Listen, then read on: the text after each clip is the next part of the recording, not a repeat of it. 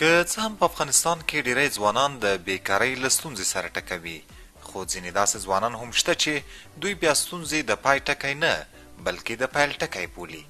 دوی باور لري چې فرصت تل چمتو نه وي بلکې جوړیږي. که اراده وي، فکر وي او زحمت وي، نو یو کوچنی کاروبار هم کولی شي د لوی بدلون پیل شي.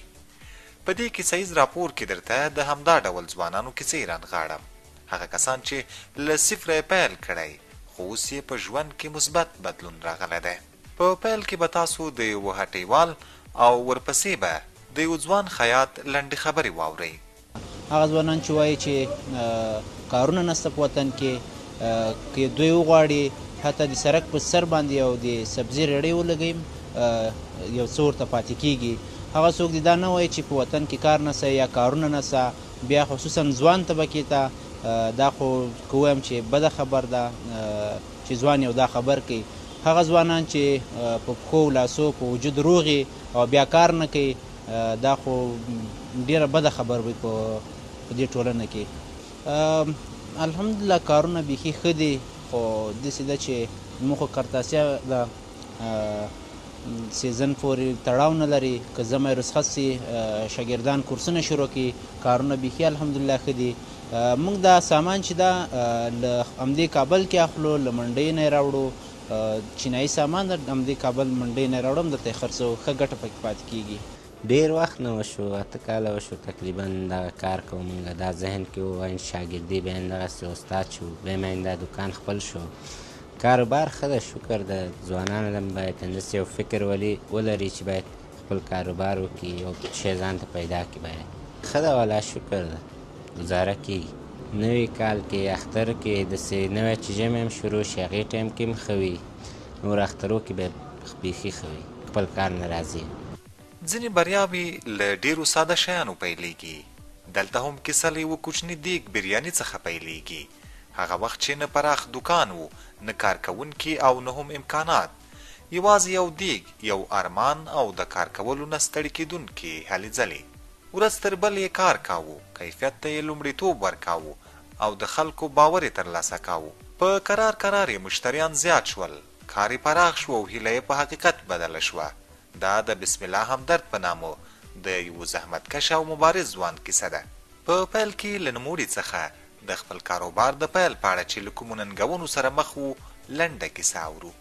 د ما په شان به ډېر کسان وي چې اقتصاد بې لوستی، ټولنه کې بې خلک پېژني. ما مخکې هم په ټولنیزو رسنیو کې فعالیت کاوه.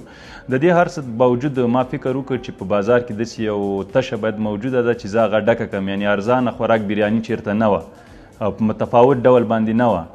دا زما لپاره ډیره سخته وه چې زه راوځم د یو کوچني دیګ سره په بازار کې ودرېږم او هغه کسان ما ویني چې زه له دې څخه مخکې په داسې کار باندې نه وم لیدلی. خو ما همدا جرأت وکړ، ما وویل چې د دې په ځای چې زه یو ځای بل ځای په دندو پسې منډې وهم، نو ما لپاره دا ښه ده چې خپل کار شروع کړم. نو که سختي درته ووایم ډېره زیاته سختي لري خپل کاروبار. هغه وظیفه تر کاروبار ډېره اسانه ده، خو کاروبار بیا داسې ده چې په لومړیو کې سخت وي، وروسته تا ته اساني درکوي. وروسته داسې اسانه کېږي درته چې یعنې ته به بیا ناست وي، بیا خلک کار کوي درته.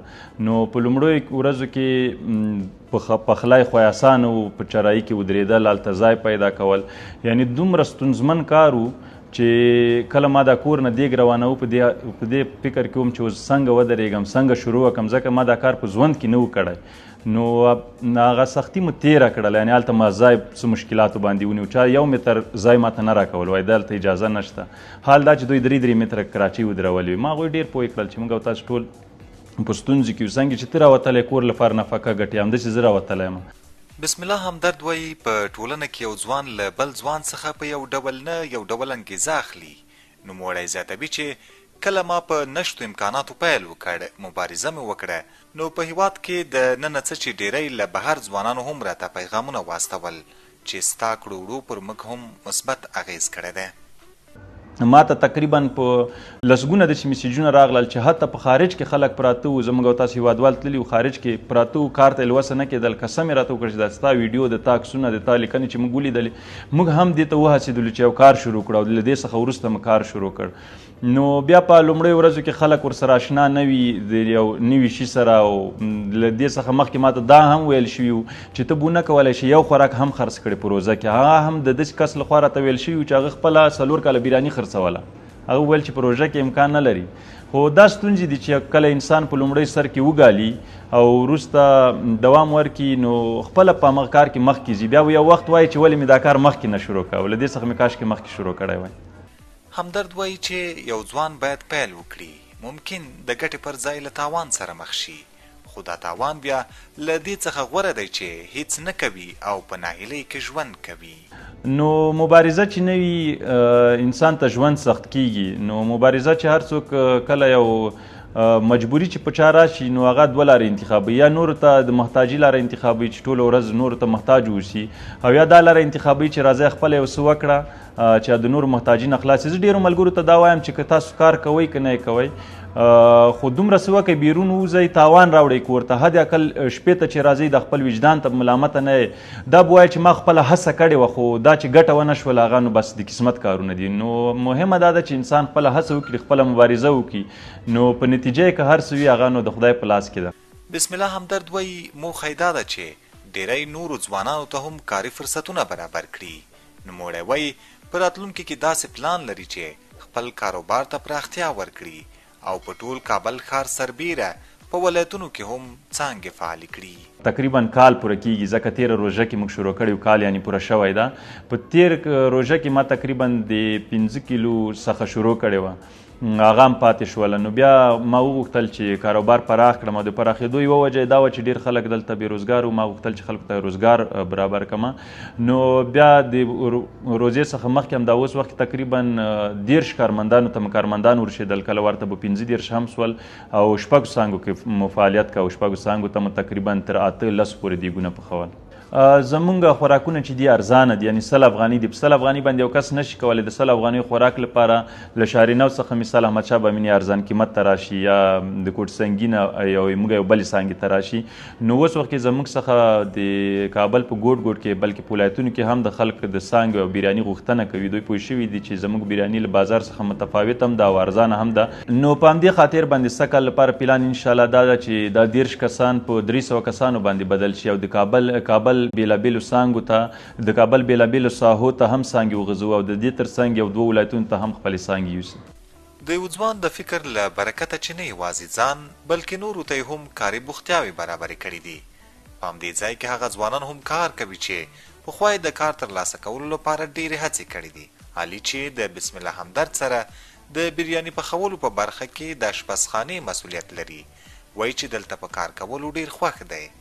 نوموړی زیاتوي چې همدرد را سره د کورنۍ د یو غړي په څیر نرم چلند او همدردي کوي. زه دلته د اشپزخانې د مسؤل په حیث باندې دنده پر مخ وړم. هم د دیګي نظارت سو، د اشپزخانې نظارت سو، د کارکوونکو ترمنځ د دوی مسایل حل کول او دا تنظیمات هم د ما په غاړه باندې دي. زه بازار ته ګورم کوم ځای کې څومره ضرورت دی، څومره د مشتریانو تقاضا یې هغومره مقدار موږ هغلته لي. زه دلته په کار کولو باندې ډېر زیات خوشحال یم. په دې خاطر باندې چې موږ مؤسس کوم دا هغه موږ سره داسې یو برخورد کوي لکه د یو کورنۍ غړي. موږ دلته هېڅ داسې ګمان نه ده کړی چې موږ دلته د کارکوونکي په حیث باندې یو، موږ ټول د یوې کورنۍ په حیث باندې دلته کار کوو لکه د یوې کورنۍ غړي. نو زه ډېر زیات خوشحال یم دلته په کار کولو باندې. دا کیسې ځوانانو ته یو مهم درس او انګیزه ورکوي چې بریا تل له لویو سرمایو نه پیلېږي. کله کله له یوه کوچني دیګه، له یوه ساده دوکانه او له یوه زړور فکره پیلېږي. کاري فرصتونه ښایي کم وي خو فکرونه او ارادې زموږ په واک کې دي. هر ځوان کولی شي د بدلون پیل شي په دې شرط چې لومړی ګام واخلي، ځکه هره لویه لاسته راوړنه له یوه کوچني خو باوري پیل څخه پیلېږي.